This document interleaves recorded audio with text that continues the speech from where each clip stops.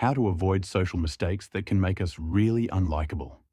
Inspired by the principles of Stoic philosophy, we'll explore 5 common social blunders and how to steer clear of them.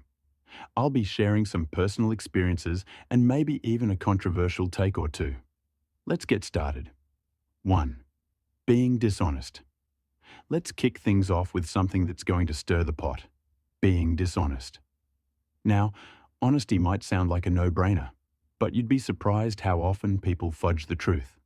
Whether it's a white lie or a big deception, dishonesty can destroy trust in an instant.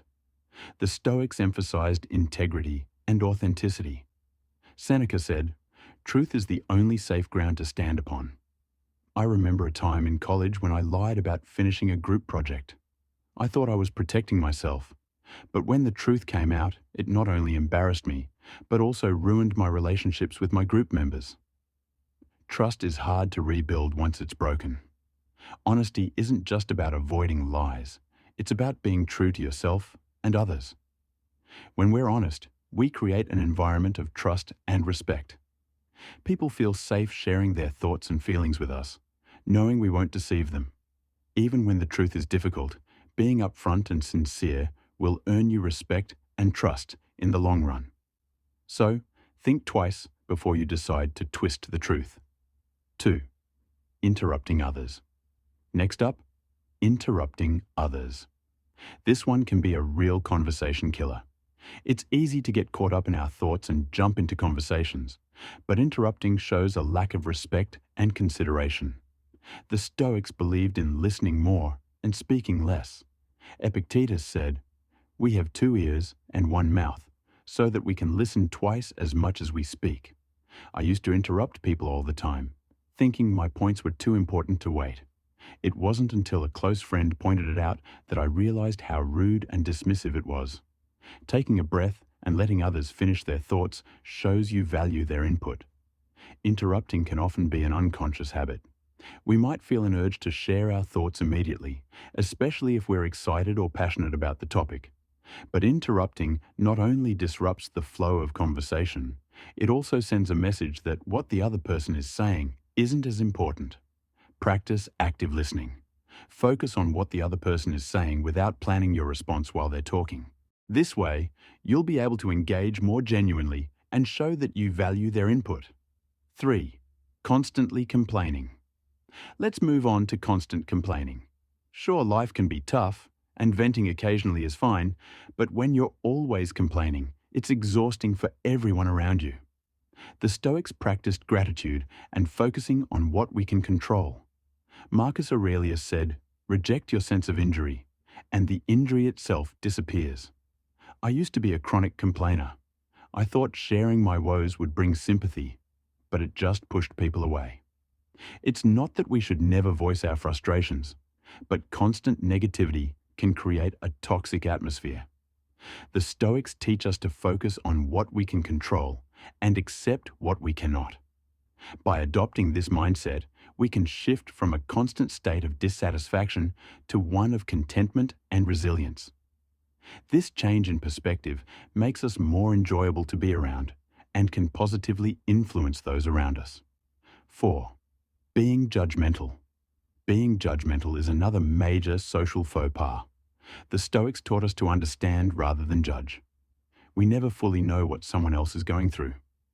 Seneca said, "Whenever you are about to find fault with someone, ask yourself the following question: what fault of mine most nearly resembles the I am about to criticize?" I used to be pretty judgmental, always quick to point out others' flaws. But then I realized how hypocritical it was considering my own imperfections. Judgment often stems from a place of insecurity or a lack of understanding. This shift from judgment to curiosity can transform your interactions. People will feel more comfortable around you, knowing they won't be unfairly criticized. Plus, you'll likely gain a deeper understanding of those around you, enriching your relationships. 5. Neglecting to show appreciation. Neglecting to show appreciation is another common mistake. We often take kindness for granted, but expressing gratitude strengthens our social bonds. Marcus Aurelius wrote, "When you arise in the morning, Think of what a precious privilege it is to be alive. I've been guilty of this too. When I started my first job, I was so focused on proving myself that I forgot to thank my colleagues for their support. Simple words like thank you or a heartfelt compliment can go a long way. Gratitude is a powerful tool for building and maintaining relationships. When we show appreciation, we acknowledge the efforts and kindness of others. This not only boosts their morale, but also fosters a positive environment. Make it a habit to express gratitude regularly. Whether it's a small compliment or a heartfelt thank you, these gestures can significantly impact your relationships and how others perceive you. 6. Dominating conversations. Another mistake is dominating conversations. It's great to share your thoughts, but not letting others speak can be seen as self-centered. The Stoics valued humility and recognized the importance of diverse perspectives. I used to think that sharing more meant contributing more, but I quickly learned that hogging the spotlight only alienates people. It's important to share the floor and show interest in others' viewpoints. Conversation is a two-way street. When we dominate the conversation, we miss out on valuable insights and connections. By encouraging others to share their thoughts, we not only show respect, but also enrich our own understanding. A good rule of thumb is to listen as much as you speak. Practice asking questions that invite others to share their experiences and opinions. This creates a more balanced and engaging conversation, making everyone feel valued and included. 7.